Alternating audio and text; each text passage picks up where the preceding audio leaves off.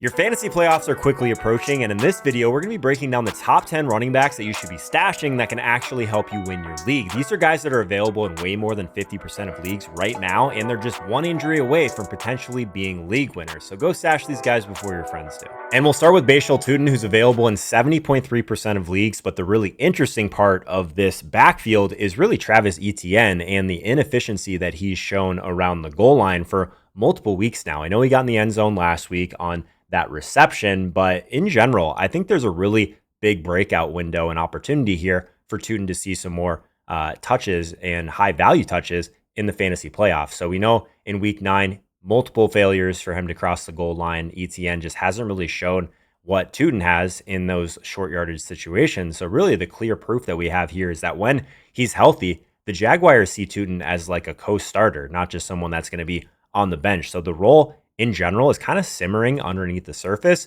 And I think that he's still a guy that could explode down the stretch and be a really big part of fantasy championships if ETN were to go down. And really in general, we've already seen a lot of signs that they should be going to Tuten a lot more. And if they need to down the stretch, I think that he would be someone that could pick up a lot of slack for your fantasy team with one injury. A lot of these players that we're going to be talking about today are one injury away from taking an entire role. There's situations where some guys may come in and maybe just get the receiving role or just get the rushing role. We want to focus on guys that would be able to take all of it and really just slot right into like the top 10, top 15 opportunity share for the coming week. So the Jaguars also run a ton of plays, which is really good. So in general, we want these contingency backs that can take over the clear lead role if ETN were to miss time. So high-paced offense. We have kind of a simmering role, but a proven week 11 ceiling that we've seen already. He's the exact type of one injury away stash who can swing fantasy playoffs matchups and even in a tough schedule. I do like him a lot. Let's talk about another guy that we like that we can still pick up on waivers, Zach Charbonnet. He's available in less leagues, but you should at least double check that he's not available in your league. He's available in 31.6% of leagues. So I made an exception for Zach Charbonnet because there was actually some pretty competitive leagues that I've seen where they did drop him on the news of last week where Kenneth Walker was going to get a little bit more work. So it's something that we're definitely monitoring. So if this is going to be a situation where Charbonnet kind of gets all the touchdowns, but Walker gets a lot of the yardage, it's kind of one of those like frustrating backfields for most of the season. But I think that if one of these guys were to get hurt, the other one would come in and have just a massive role in one of the best offenses in the entire NFL. So last week, a little bit of a step back, kind of what we were seeing them talk about, 6 attempts, 35 yards, but he did score a touchdown again. So Zach Charbonnet and that role around the goal line, even with everyone talking about Kenneth Walker, still is one of the NFL's most involved backups in the entire league. Seattle ranks number 1 in rushing play rate, and Charbonnet already sits top 40 in opportunity share and snap share while ranking 13th in red zone touches. So the baseline involvement that we get here is already higher than the typical Handcuff. So giving him kind of weekly pass to value, even without an injury. Seattle uses him everywhere, early downs, inside the 10, inside the 2-minute sequences at times as well. It's really just a run-centric offense with really a ton of scoring chances each and every week. So the scoring role is already his. He's dominating the touchdowns. We know that. The touchdown equity is certainly locked into his role. The hypothetical thing here is really what happens if Walker ever misses time. And I think that in general, Walker kind of has been getting a few more snaps, but Charbonnet keeps getting the high leverage touches. So this is an absolute monster if he can get a little bit more volume. In one of these things that I always come back to is when Walker has missed time, Charbonnet has been a bona fide running back 1 and already really showed a massive ceiling. So the upside isn't theoretical in this case. It's proven that he can be an elite league-winning volume type of back that Seattle would trust fully if Kenneth Walker and his role dips or there's some sort of injury situation. So the exact kind of guy on your bench that can win you your league. So I think the question is, he's already getting the goal line work. So if Walker was to go down, he would be even more of one of the more involved backups in football, kind of vaulting into like that preferred goal line and inside the 10 back that he already has, really just getting more touches in one of the highest scoring run heavy offenses in the entire league. So not really a stash, but think of him more as like a ticking time bomb in this offense with this red zone role that he has. Instant top 5 back the second Walker misses any time. Kenneth Gainwell. Available in 52.8% of leagues, so just over that threshold that I'm trying to keep us at today. He's been explosive when featured, though. So week 12, 10 carries, 92 yards, 6 catches for 30 yards. Outsnapped Warren 37-36, looked explosive. So these are the type of backs as well where I think why this matters. I think he's ceiling proof in general. If Gainwell already has shown that he can kind of deliver league-winning spike potential when the workload tilts his way. So we get that reliable passing role, which equals like an instant floor.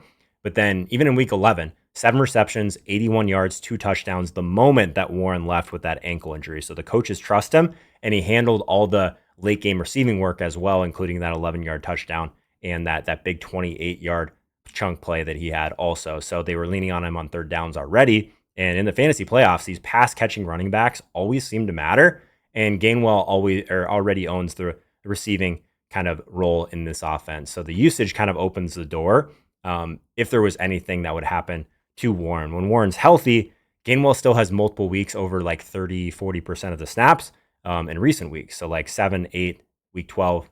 The Steelers' offense has been pretty inconsistent, but the backfield is heavily involved when Rodgers is out there. I think that we'll see a lot more of that. I don't look at him as like that true backup. It feels more like a 1A, 1B situation. And the volume, obviously RB2 volume immediately if Warren does have a setback. So this is like the type of one injury away running back for the playoffs that's kind of like sitting in plain sight. But the Steelers' playoff schedule is actually pretty solid as well.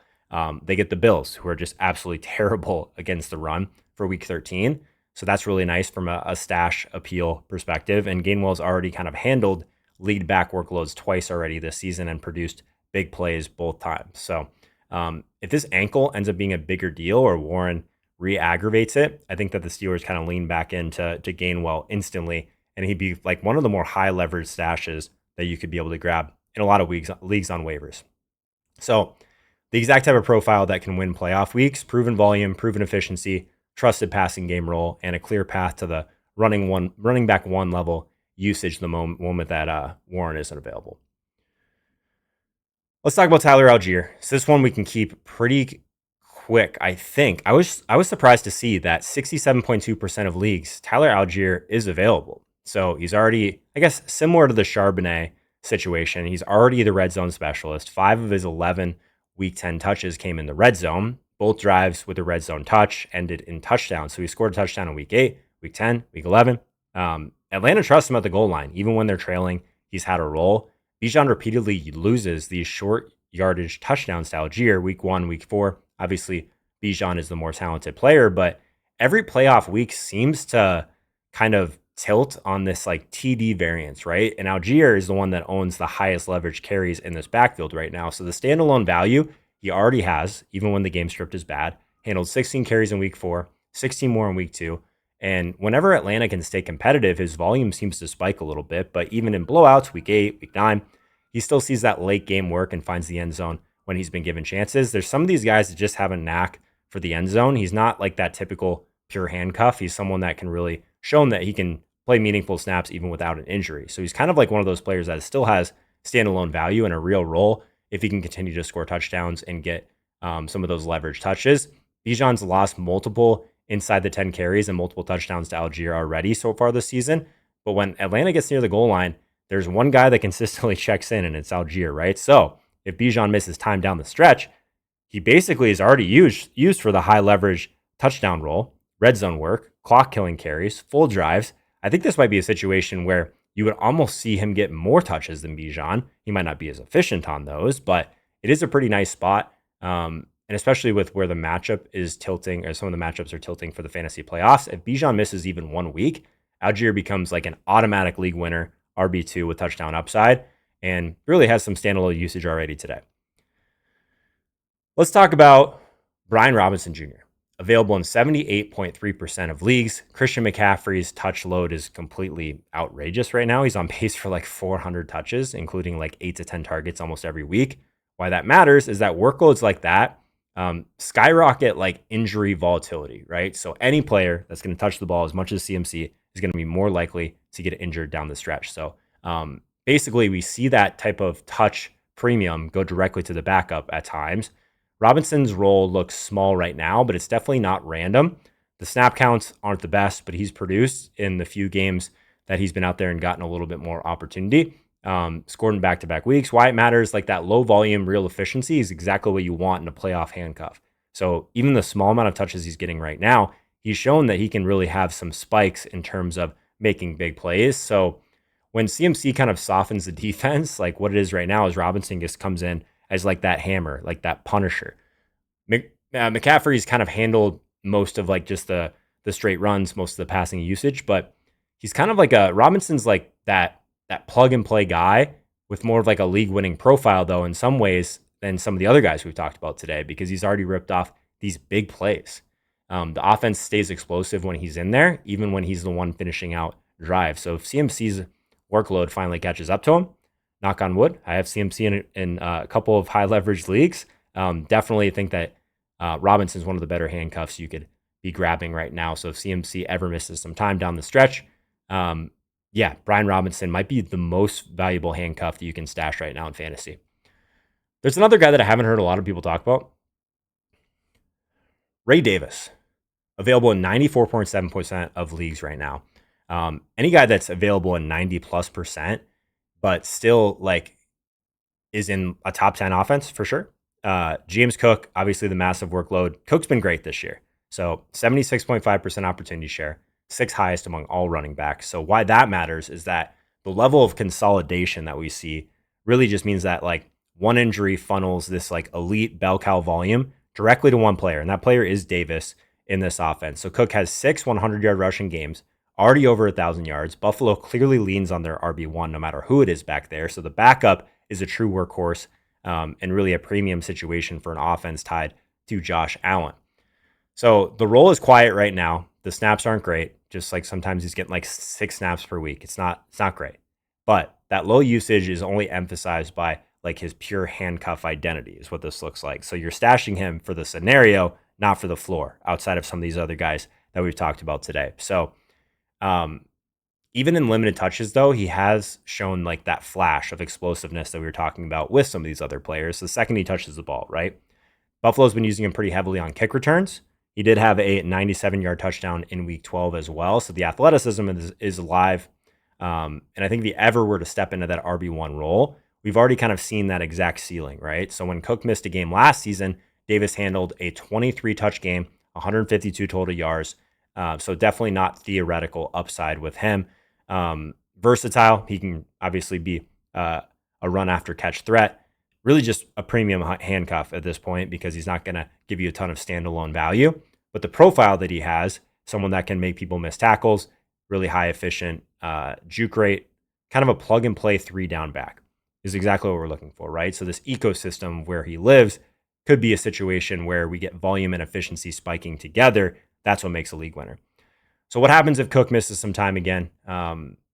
Through weeks 15 through 17, the playoff slate is kind of rough. That's like why he's a little bit further down on this list. New England, Cleveland, Philly. But at the running back position more than any, volume beats matchup. Volume is king. So Cook's going to get that true bell cow usage. So anytime you get like a 70 to 80% opportunity share going directly to a player like Davis, who's available in so many leagues, it kind of overrides, to me, the defensive difficulty down the stretch. So Buffalo allows opponents to run, but they also run a lot on their offense when they're in control. So the Bills game script, I guess basically the tendencies around it kind of guarantee touches to whoever is the RB1 in this offense. So if James Cook misses time, even one game during the fantasy playoffs, Ray Davis can step into like basically a locked in 20+ touch role on one of the NFL's best offenses. That's the exact profile of a league winning, one injury away type of stash. Ollie Gordon, available in 92.7% of leagues. So RB2 role is very stable here after a little bit of an injury scare earlier in the season. So week 12, he reclaimed that RB2 job after playing hurt for a little bit, handled 9 carries, 45 yards, and a touchdown. Proof that the Dolphins are trusting him when he's healthy. He's already been gathering a ton of red zone work most of the season, punching in a 1-yard score behind Achane this past week. Week 11 kind of showed that injury is behind him, that ankle injury that he was battling through. And obviously they had their bye last week in week 12. So clean runway, I think, going forward for Ollie Gordon, and really just undeniable usage spikes when the game scripts allows for it. So Mike McDaniel is already kind of committed verbally to getting him a little bit more involved, which is good to hear. The Dolphins' playoff opponents are strong as well. Steelers, Bengals, Bucks. So all of them have been allowing pretty strong running back production. So any positive game script kind of unlocks Gordon's flex appeal already, but really just a massive running back scoring environment here. Achane's getting like the true workhorse treatment right now, 20 plus carries in consecutive weeks for the first time in his career. But the next man up is pretty obvious. So the Dolphins face the 8th most favorable running back playoff schedule. Again, the Bengals most running back points allowed, Bucks 6th most. So that's week 16s and 17. You're feeling great about your matchup. Miami's defense has allowed the most rushing yards through the early season. We've really just seen a lot of shootouts in these games, which is good because he's going to continue to be active in the passing game as well. Gordon's already kind of flashed a top 15 workload when Achane did cede some carries. Weeks 8, weeks 11 come to mind. He has multiple games with 9 to 10 carries and multiple touchdowns. So a coach that's willing to spike his volume when needed, in my opinion. So playoff schedule is hands down the best of some of these other running backs we've talked about today. So if Achane's running back one volume ever pauses, Gordon kind of steps into one of the softest playoff running back slates in the league, making him a true mustache and one injury away league winner in all formats. Chuba Hubbard might not be available in your league. I did break kind of my rule on this one. He's available in 42% of leagues right now. They still trust him, so they already know him. They already trust him. Hubbard has been kind of the primary back for multiple weeks this season already, including leading the team in touches in the early weeks 1 through 4. And it's one of those situations where Dowdle has been so good that he basically forced what was going on with Hubbard. Obviously, Hubbard's still the one getting paid more, which is a whole nother situation. But Dowdle's been like the unquestioned workhorse, out-touching Hubbard, 19-4 in weeks 11, 18-3 in week 12, 25-5 in week 9. He's by far the more talented and more efficient back. I think we can all agree on that. When Carolina shifted this backfield, though, Hubbard instantly became like the distant backup amidst like Dowdle's late career breakout. But why that kind of matters, I don't think this is like a messy committee or anything like that. It's a true one injury away unlock, and the starter would be shouldering a massive workload every single week. This team wants to run the ball, and they have run the ball very effectively at times in any game script. So it would basically take Dowdle injury for Hubbard to really regain his fantasy standing. But there is some semblance here of fantasy value, in my opinion. When he was the lead back, he logged double-digit touches every single week, including 12 carries and a touchdown in week 8, even when the efficiency slipped. So this isn't like just a stash where you're hoping you would maybe get some usage. We already have proof of feature back volume if the door does reopen. So this is like probably the cleanest one injury away stash on waivers right now. Hubbard still has the full trust, the full pass workloads that we've seen, and a team that already ran its running back one into the ground at times. Dowdle has games where he's had 25, even 30 carries. So the Panthers have been competitive recently, meaning that any like next man up role stays pretty fantasy relevant in December, in my opinion. So Hubbard's a top playoff stash because of his role instantly, becomes massive if Dowdle misses any time. And we already know that Carolina trusts him enough to handle it. Let's talk about Tank Bigsby. So one of the favorites of the fantasy community, available in 80% of leagues right now. So when Saquon Barkley leaves the field, Bigsby is the one that takes over right now. He's handled 9 rushes for 104 yards in week 8 when Barkley exited the game with that hamstring issue. It does appear to be the clear lead back with Barkley sidelined. So Philly's already kind of shown us like the exact contingency plan. That's what this comes down to. So if Barkley does get dinged up again, Bigsby is going to get the full workload instantly. 58 yards on 5 carries before the injury even settled, confirming that the burst, I don't think it's a fluke with him. So Barkley's left multiple games already this year for injury checks, the hamstring, the concussion. He had a knee issue at one point. So every one of those reps funnels straight to Bigsby down the stretch. So the volume window is actually bigger than people realize here. Barkley's failed to clear 60 rushing yards in 4 straight games, remains stuck really in a prolonged slump. I think why that matters is like the struggling efficiency and constant injury scares makes the handcuffs role even more valuable than usual, in my opinion. So Barkley is still kind of top 2 in snap share, 38th in points per opportunity. So the touches simply are converting the way they did in 2024. So when the RB1 is grinding out all of those empty carries, the backup becomes like the priority stash because the team needs someone who can spark the run game. So if the offense already has proved that it can feed Bigsby these efficient touches, even in some small samples, when we do get a situation where the Eagles are kind of playing it safe with Barkley on a workload perspective, or he gets banged up, Philly's offense doesn't have to change a whole lot with Bigsby being in there. So the defense is actually playing a lot better as well, which kind of creates some more run-heavy game scripts where the RB2 can actually matter late in games as well. So the thing that really made him crack this list for me was this playoff schedule. So Philly gets the Raiders, the Commanders, and Bills in weeks 15 through 17. It's the fourth most favorable running back playoff schedule per this matchup. So I think if Barkley was to get banged up again, we've already seen multiple in-game checks. Like I said, Tank Bigsby becomes the plug-and-play RB2 with league-winning matchups in the fantasy playoffs. We got one more guy to talk about today. What do you guys know about Devin Neal? Devin Neal, available in 98.2% of leagues. Kamara is breaking down. We've seen it. He exited week 12 with that ankle and knee issue, was ruled out mid-game, opening the door for Neal to operate as the lead back if Kamara can't go. He's already kind of been in and out of the medical tent all season, hasn't shown a ton of upside, but Neal already produced the moment that he got in that backfield. So Neal posted 7 carries for 18 yards, 5 catches for 43 yards, like the real dual threat usage that we need when this backfield shifted his way. He flashed the efficiency and limited work, 22 yards on 4 carries in week 10.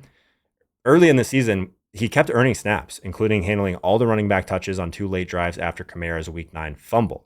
The coaches have already shown that they kind of trust him, and the moment that something goes wrong with Kamara, he's the next man up.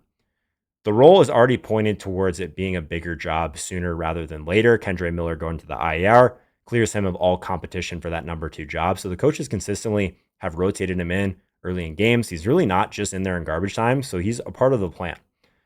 And if Neal gets this week 15 through 17 schedule in some capacity, the Saints have the 4th easiest running back playoff schedule from weeks 15 through 17. Neal's already in the immediate fallback plan with the passing game work, the red zone opportunity, all of that, and no competition. Kamara is injured right now. The offense already has leaned on Neal for when things go sideways. So the definitive take for me here is that if Kamara does miss any extended time, Devin Neal becomes a plug-and-play fantasy starter during one of the softest running back playoff slates, making him one of the best stashes and hold pickups that you can make this week. So these have been the top 10 players that you should be stashing as you enter your fantasy postseason. Guys that if you just have one of these players on your bench and something happens to the starter in front of them, now you have a weekly starter and potential league winner.